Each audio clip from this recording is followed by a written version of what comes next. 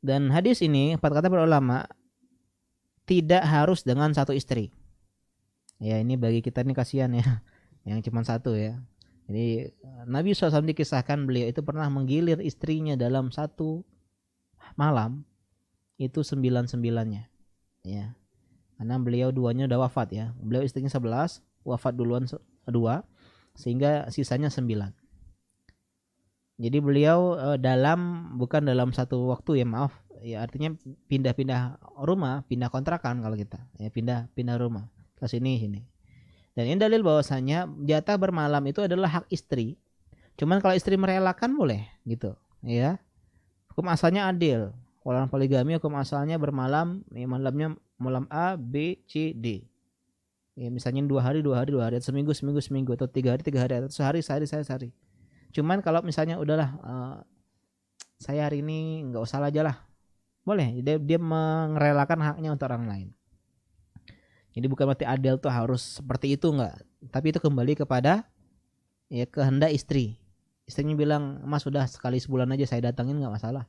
Karena jauh di luar kota misalnya." Ya maka alhamdulillah. Ya. Allah taala a'lam. Jadi hadis ini tidak hanya satu istri ya, tapi ketika dia mengulang sama istri yang lain ya, di rumah yang lain disunahkan juga dia berwudu ya. Ustaz, kok bisa Nabi sallallahu alaihi wasallam itu dalam semalam 99-nya digauli? Ya, kata para ulama ketika sahabat menjelaskan hadis ini, beliau itu punya power 30 orang laki-laki. Ya, jadi strong ya, kuat ya. Dan juga di antara faedah hadis ini kata para ulama, dibolehkannya mengonsumsi obat kuat. Ya, dan juga senam mungkin ya. Ya, ada senam apa itu ya? Senam strong dan seterusnya, intinya senam kebugaran fisik. Kenapa? Karena ilahnya Nabi bilang tadi, ya. Kenapa bilang beliau ini, ya? Karena dalam hadis yang lain zadal Hakim menambahkan, ya, fa innahu ansyatu lil aud. Karena ini bikin lebih semangat, ya, lebih kuat untuk mengulang. Artinya wudu itu seolah-olah ya penyemangat, ya, bikin kita jadi lebih kuat lagi. Habis wudu, lebih seger gitu. Jadi seolah-olah dari nol, ya, udah siap untuk ronde yang kedua. Ini dibolehkan selama tidak mengandung bahaya ya. Jangan sampai itu mengandung bahaya ya.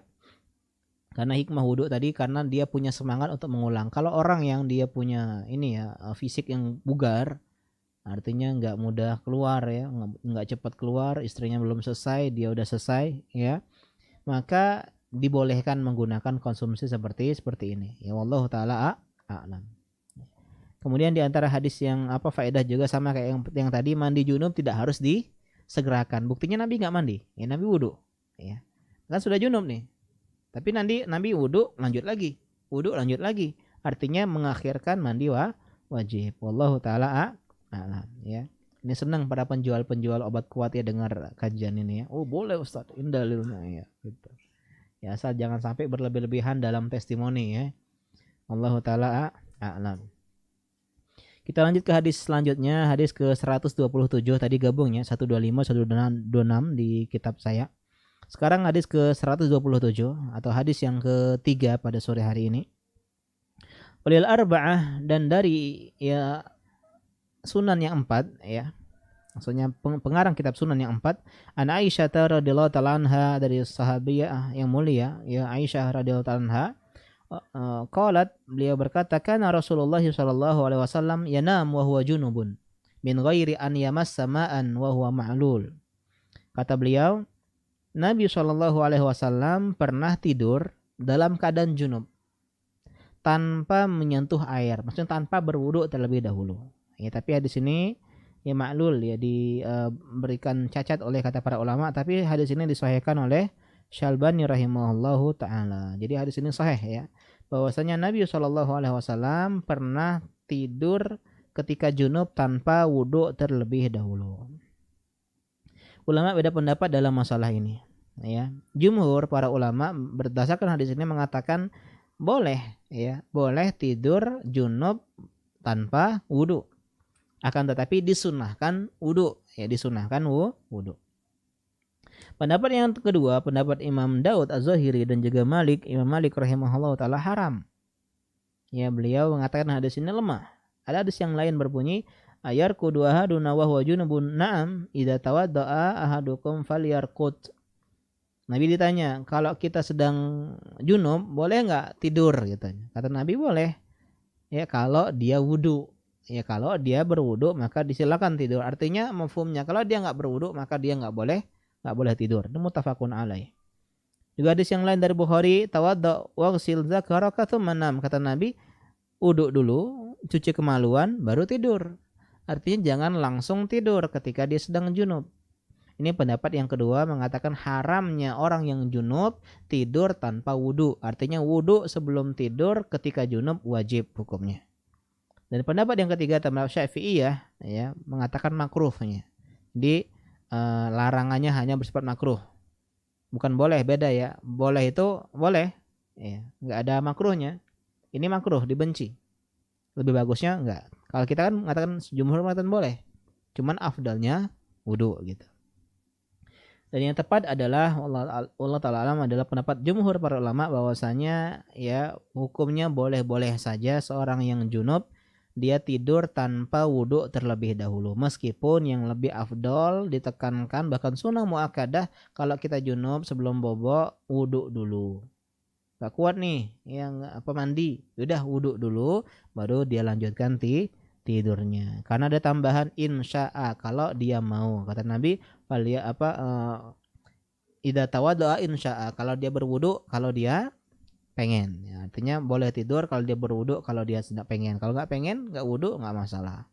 Ya wallahu taala a'lam. Dan juga dari hadis ini ulama mengatakan disunahkan juga orang yang junub itu sebelum dia tidur makan dan minum juga disunahkan berwudu.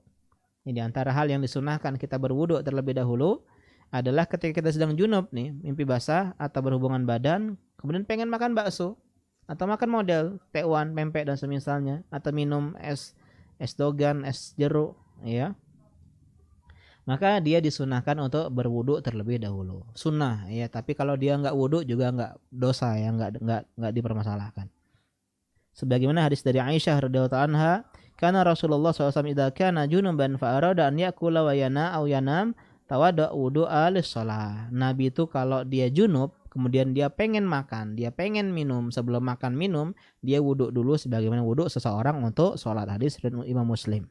Allah taala alam. Jadi hadis ini kita ambil kesimpulan bahwasanya disunnahkan bagi orang yang junub baik karena berhubungan badan maupun karena dia mimpi basah, sebelum dia tidur, sebelum dia makan, sebelum dia minum, disunahkan apa? Mandi atau apa? Wudu terlebih dahulu. Allah taala a'lam. Sekarang hadis yang keempat atau 128 yang pada sore hari ini tentang sifat ya sifatu ghuslin Nabi sallallahu alaihi wasallam. Sifat mandi Nabi sallallahu alaihi wasallam. Ini ya sekarang udah kita bahas. Jadi udah kita simpulkan kemarin bahwasanya penyebab seorang mandi wajib itu ada berapa? Ada 4. Yang pertama, keluarnya air ya, mimpi basah, keluarnya air mani. Yang kedua, berhubungan badan, ya masuknya ember ke dalam sumur. Yang ketiga adalah kematian, meninggal ya. Kalau kita meninggal maka orang muslim sekitar kita wajib memandikan kita. Yang terakhir, berhentinya darah haid dan nifas. Sekarang bagaimana cara kita mandi ya wajib? Maka kita sering sampaikan bahwasanya rukun mandi wajib hanya ada 2. Rukun mandi wajib hanya ada 2. Yang pertama niat, yang kedua mengguyurkan air ke seluruh tubuh. Jadi kalau dia udah menuangkan air ke seluruh tubuh disertai niat saya mau mandi wajib nih, saya mau mandi junub nih, saya mau mandi selesai haid nih, ya maka itu sudah mencukupi. Seorang masuk ke dalam kolam dengan niat mandi wajib, berenang di dalam kolam atau dalam lebak ya. Kemudian dia keluar dari sana, maka dia sudah terangkat hadas besarnya. Akan tetapi kalau ditanya bagaimana cara sifat mandi Nabi yang biasa beliau lakukan, yang sempurna, Maka kita akan sebutkan dari sebuah hadis ya dari Aisyah radhiyallahu taala anha, ya qalat, beliau berkata, kana Rasulullah sallallahu alaihi wasallam ya idza tasala minal janabah, kalau beliau mandi dari junub, yabda'u fa yaghsilu yadahu, pertama kali beliau adalah membasuh kedua telapak tangan. Tsumma yufrigu biyaminihi ala shimalihi fayaghsilu farjahu. Kemudian beliau dengan menuangkan dengan tangan kanannya ke tangan kiri, ya dituangkan airnya sambil dia membersihkan kemaluannya. Ya, jadi yang pertama di sini sebut apa? Membersihkan telapak tangan. Yang kedua, membersihkan kemaluan dengan tangan kiri, tangan air menuangkan, ya. Kemudian selanjutnya tsumma yatawaddau, kemudian dia berwudu. Ya, selanjutnya dia berwudu. Ya, termasuk wudu sini dari awal, ya. Membasuh tangan lagi, kemudian berkumur-kumur, istinsyak, masukkan air ke dalam hidung dan mengeluarkannya, ya. Kemudian basuh wajah, kemudian basuh tangan, basuh kepala, ya. Nah, basuh kaki ini khilaf para ulama, kita akan bahas nanti. Sebagian mengatakan diakhirkan, sebagian bilang enggak. Yang lebih tepat wallahu alam boleh dua-duanya. Ya, boleh dua-duanya. Kemudian kita lanjutkan, tsumma ya'khudul ma fayudkhilu asabi'ahu fi usuli sya'ri. Kemudian beliau mengambil air dan memasukkan jarinya ke dalam, ya, permukaan rambut kepala, ya. Jadi begini, ya. Bahasa kita. Jadi menuangkan air ke kepala. Setelah wudu menuangkan air ke kepala. Tsumma hafana ala ra'sihi thalatha hafanat. Kemudian beliau ya membasuh air, ya, gini ya. Jadi hafana itu membasuh dengan kedua. Kalau bahasa kita pakai shower tuh kayak gini. Ya. Sebanyak 3 kali, ya. Sebanyak 3 kali. Ulama mengatakan sunnahnya dimulai dari sebelah kanan, kiri baru ke tengah, ya. Summa afadu ala sa'iri jasadihi, kemudian barulah dia menuangkan air ke seluruh badannya. Jebur. Sekali cukup, enggak harus 3 kali, ya. Summa wasala rijlaihi, kemudian beliau menyuci kedua kakinya. Muttafaqun alaihi wa lafdzul Muslim. Hadis ini muttafaqun alaihi, Bukhari Muslim, dan lafal ini milik Imam Muslim rahimahullahu taala. Ya, jadi bisa kita sampaikan, bisa kita sebut secara ini ya tambahan, ya.